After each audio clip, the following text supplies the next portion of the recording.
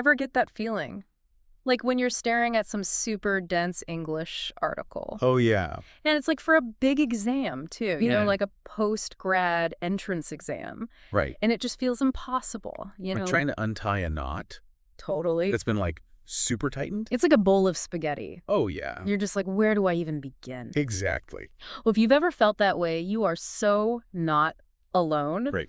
Because that's exactly what we're diving into today on The Deep Dive. That's right. We're going to tackle one of these real exam articles. Uh-huh. We'll just call it Text3 for now. That's good. And our mission here, our goal, is to give you some really practical strategies. Practical. Down-to-earth, no-nonsense ways to make these kinds of tough articles way easier to understand. Absolutely. So think of us like your personal tutors, Yeah. helping you build up that solid foundation for reading comprehension. That's cute. Without getting all Academic and jargony. yeah, none of that overly complicated academic stuff. Okay. Exactly. Now, this particular article, Text3, it's all about railroad companies Okay. and how they're kind of like joining forces, merging together, Yeah. and what that might mean for all the businesses out there that Right. rely on these railroads to get their products from point A to point B. Yeah, the shipping side of things. Exactly, Oh, the man. whole shipping situation. Important stuff. Really important, yeah. And we're keeping it real for our listeners. Right. No super high-level economic debates here. Yeah, we're not getting into the weeds. Just practical tools and techniques Practical. to help you approach these tricky English texts. Break them down. Yes, dissect them. Make them less scary. Absolutely. So we'll be looking at sentences, piece by piece, Uh-huh. exploring key vocabulary. Those words you gotta know. Making them stick. Yes, making them stick in your brain. Yeah. And even tackling some of those typical exam questions. Oh, the dreaded exam questions. Yeah, but we'll show you how to actually find those answers right there in the text. That's right. All the clues are there. It's like a treasure hunt. It is. So our goal is to make this feel like you're having a one-on-one tutoring session.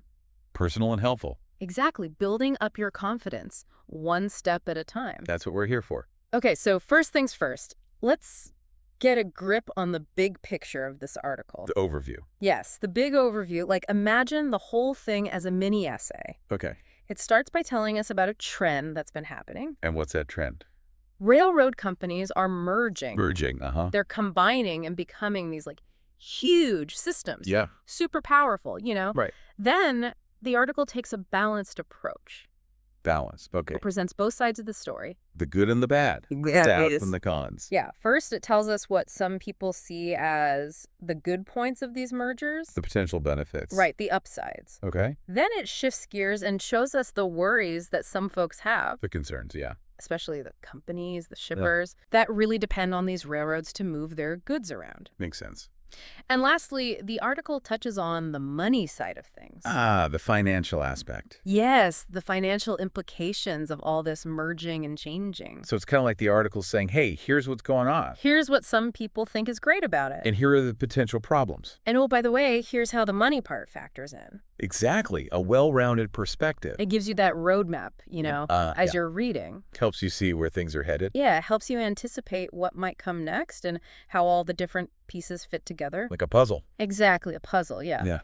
Okay, but now let's get down to the nitty-gritty. The details. The details, yeah, because sometimes it's those long, complicated sentences. Oh, yeah, those could be killers. They can totally trip you up. Roadblocks. Big-time roadblock. For sure. So let's take a look at the very first sentence of text 3. All right, let's hear it. It says, in recent years, railroads have been combining with each other, merging into super systems, causing heightened concerns about monopoly. Whoa, that's a mouthful. I know, right? A lot going on in there. It seems like a lot at first glance. Yeah. But we're going to break it down, okay? Break it down. Let's do it. Like building blocks, piece by piece. Okay, I'm ready. So the core action, the main thing that's been happening is railroads have been combining. Okay, they're joining forces. Exactly. Teaming up, combining. That's the foundation right there. The base. When we have this part, merging into super systems. Ah, so that's how they're combining. Yes, it's telling us how they're combining. Not just like small partnerships. No. They're becoming these like mega railroad. Yeah. Super systems. Super systems, exactly. Powerful. Powerful stuff. Okay, and then the last bit. Yeah, the last part is Unhigh, causing heightened concerns about monopolies. So that's the result. That's the outcome of all this merging, right? Yeah. Right. What happens because of it? People are starting to get worried about monopolies. Monopolies, That one company might end up controlling too much. Got it. So think of it like this. Okay. Action, which is the combining, Uh, then the way it's happening, the merging into super systems, right. and finally the result, the heightened concerns about monopoly. Action, method, result. Exactly, a chain reaction. Makes sense. Now, grammatically speaking, there's some cool stuff going on here too. Oh, grammar. Exciting. I know, right? But important. It is, it is. So let's look at have been combining. Okay. That's present, perfect, continuous tense. Present perfect continuous. Yeah. And what that tells us is that this combining thing, it's not just like a one-time event in the past. Okay. It started in the past, but it's still going on. Still happening, yeah. It's an ongoing process. It's like a trend that's continuing. Exactly. Interesting. Now, merging into supersystems, this part, Yeah. it's what we call a participle phrase. A participle phrase. Okay. So basically, you've got this action word merging, right? But here, it's acting like an adjective. Like an adjective, okay. It's describing the combining. So it's not just that they're combining. No. They're combining in a specific way. Exactly. They're merging into supersystems as they combine. Got it. And causing, that's another participle, showing the direct consequence Consequence. of all this merging. It's like a domino effect. It is. One thing leads to another. Exactly. It's all connected, showing this chain of events. Now, if we were to translate this whole sentence into simple Chinese, Okay, let's hear it. we could say something like, 哎呀，Zhujian Tilu Jungsi Yusi I Hebing Bian Shenggang da de Jutuan Je Yinmen Duilong Dom de Gang du Aniju. Okay, so that's how you'd say it in Chinese. Yeah, and notice how in the English sentence, the causing heightened concerns part comes at the end. Right at the end. While in the Chinese, it flows more naturally right after the action. So the word order is different. It is, and that's something to watch out for. Definitely, those little differences can be tricky. But also really helpful once you start to see the patterns. Patterns, yeah, like a code to crack. Totally, a code to crack. Awesome. Okay, let's try another sentence. Ready? Hit me with it. All right, this one says, as recently as 1995, the top 4 railroads accounted for under 70% of the total ton miles moved by rails. 1995, okay. So let's break this one down to find the core. The heart of the sentence. Exactly. So who did what? Who did what? Yeah. The top 4 railroads. That's our subject. Subject? And what did they do? They accounted for. Okay, they were responsible for something. Right. They represented a certain portion. Okay. Now, the part at the beginning, as recently as 1995, That's like a time marker. it is. It's telling us when this was the case. Setting the scene. And the part that follows, under 70% of the total ton miles moved by rails. That tells us what they accounted for. Exactly what that portion was. Less than 70%. Less than 70% of all the stuff moved by those railroads. Got it. So in simpler Chinese, we'd say something like 1995, Nyan Zuida de si Jitilu Gungsichengdan Letilu Huyun Xingyang Buda 70% de Yunyang. So accounted for basically means they handled that much. Exactly. They were responsible for that portion of the freight traffic. Makes sense. Now, ton miles. Ton miles, yeah. I know it sounds kind of technical, right? A bit. But don't get too hung up on the super specific details. Just a general idea. The general idea, yeah. Okay. Think of it like this. I'm listening. Imagine you're moving 1 ton of goods. 1 ton. Okay. And you move it 1 mile. 1 mile. Got it. That's 1 ton mile. 1 ton mile. Okay. Now, if you take that same ton of goods and you move it 10 miles, 10 miles. that's 10 ton miles. Okay, so it's weight times distance. Exactly. It's a way to measure the total amount of transportation work done. The bigger the number, the more they moved. Yeah. The more freight was moved. Yeah. And over longer distances. Got it. It's a measure of how much stuff they transported. Precisely. All right, let's tackle another sentence. You ready for another one? Bring it on. Okay, here we go. Next year, after a series of mergers is completed, just 4 railroads will control well over 90% of all the freight moved by major rail carriers. Okay, next year. So right away, we've got our time frame. Next year. It's happening in the future. Future stuff. Future stuff, yeah. Okay. Then we've got this part that starts with after a series of mergers is completed. That's like a condition. It is. It's a dependent clause. Dependent clause. Okay. It's telling us about something that will happen before the main action. Before the main event. Yeah, like a prerequisite. And the main part, the heart of the sentence is just 4 railroads will control well over 90%. So that's the key takeaway. It is. It's the main point. Just 4 railroads. Yeah, just 4. That's a really small number. Controlling that much. Controlling a huge chunk of the freight transport. Wow, that's a lot of power. It is, right? Okay, so let's put this into simpler Chinese. Okay, so we could say, 9.1% 为明年在业业黑并完成后，因此这条路公司将公司所有铁路乘运上超过 90% 的货运量。 So just 4 railroads. That really emphasizes how few companies we're talking about. It does. It's a big deal. And will control is in the future tense. Yeah, it hasn't happened yet. But it's going to happen. It's going to happen, yeah, next year. Okay, the rest of the sentence tells us exactly what they'll be controlling. Right. It specifies that it's well over 90% of all the freight moved by major rail carriers. So it's not just any freight. It's the freight moved by these major players. The big guys. Yeah, the big guys. And that phrase, after a series of mergers is completed, it's implying that those mergers will be done before next year. Right, before the control kicks in. Yeah, like a domino effect again. One thing leading to another. And those time details in the sentence structure, they can be super important for understanding the order of events. The timeline. Yeah, the timeline of what's going down. Okay, so we've tackled some sentences. We've broken them down. Dissected them. Yeah, dissected them. Now let's look at some of the key words and phrases. The vocab. The vocab, yeah. The words you got to know. Because they pop up a lot in this article. And probably in other articles too. Oh, definitely. So understanding them is key. One of the big ones is Monopoly. Monopoly, okay. Imagine playing a board game. Like Monopoly. Yeah, like Monopoly. Ironic. Well, right. But helpful. It is. So imagine one player owns every single property. Yeah, they've got it all. Hotels on every space. Yeah, and they can charge whatever rent they want. Right, because the other players have no choice. They have to pay or they lose. Exactly. That's kind of what a monopoly is in the business world. When one company controls everything. Yeah, they have almost complete control over a certain market. No competition. No competition, and that can be a problem. Definitely, because then they can set prices however they want. And consumers have no choice. They're stuck. Stuck. Yeah. Okay, so that's monopoly. Got it. Another phrase we saw was accounted for. Accounted for.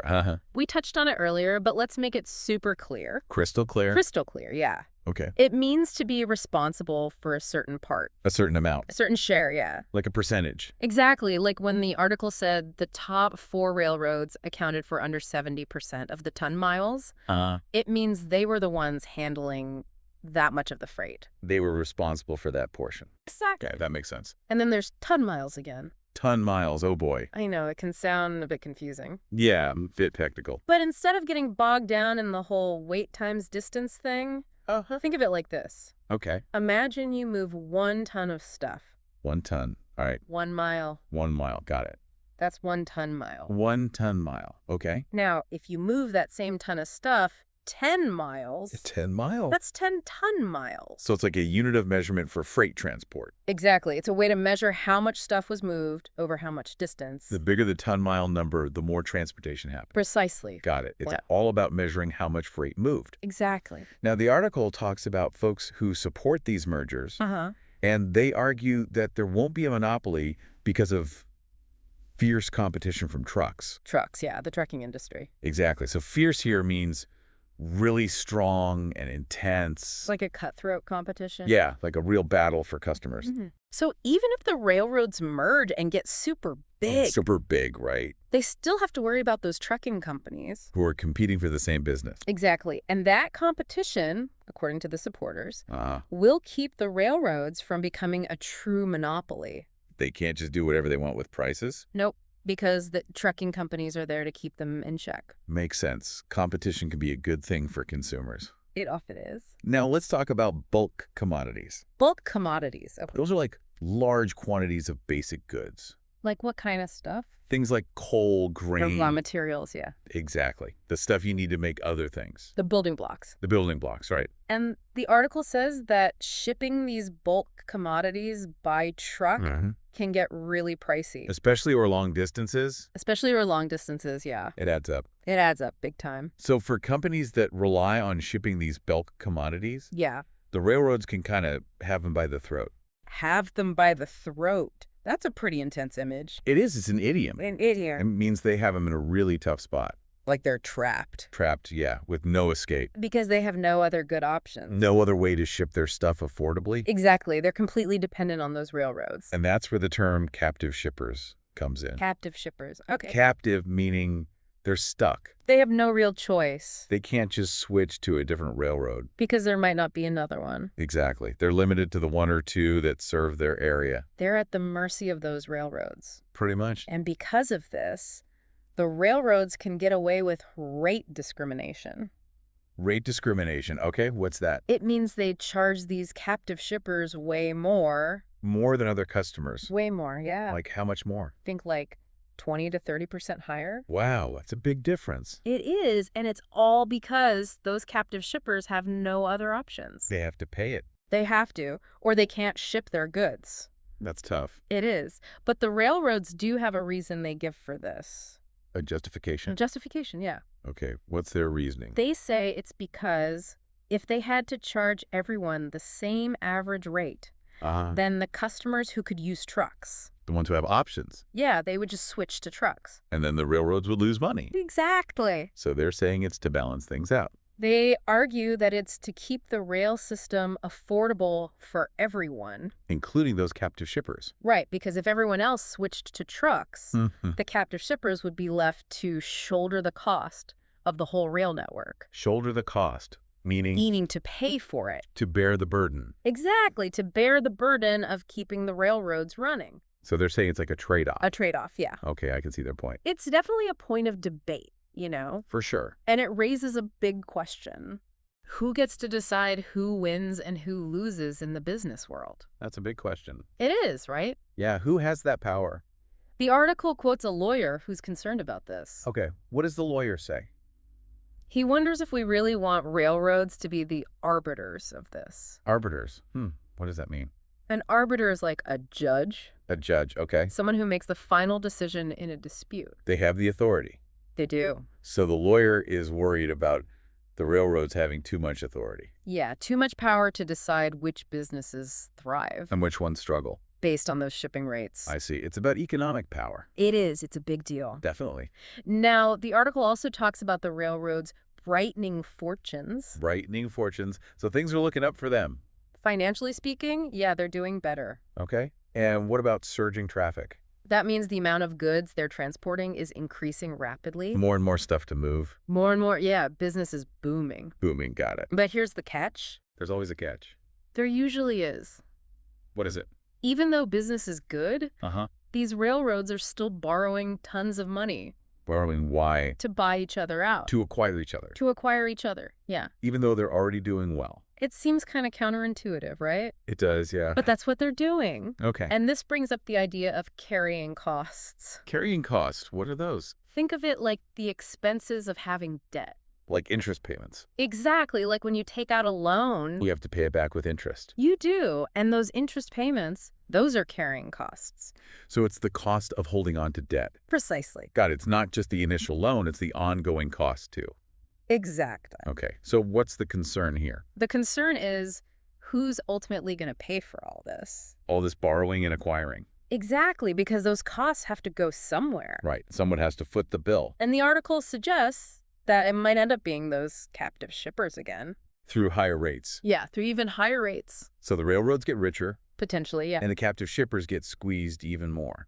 It's a possibility that the article is raising. Not a great situation for the captive shippers. Not ideal, no. Okay, so we've got a good grasp of the main points of the article. We've broken down the sentences, explored the key vocab. We've done a lot of work. We have. Now let's look at some exam-style questions. The dreaded exam questions. Not so dreaded anymore, I hope. We're going to demystify them. That's right, we're going to show you the ropes. Okay, first question. According to those who support mergers, railway monopoly is unlikely because A, cost reduction is based on competition. B, services call for cross-trade coordination. C, outside competitors will continue to exist. D, shippers will have the railway by the throat.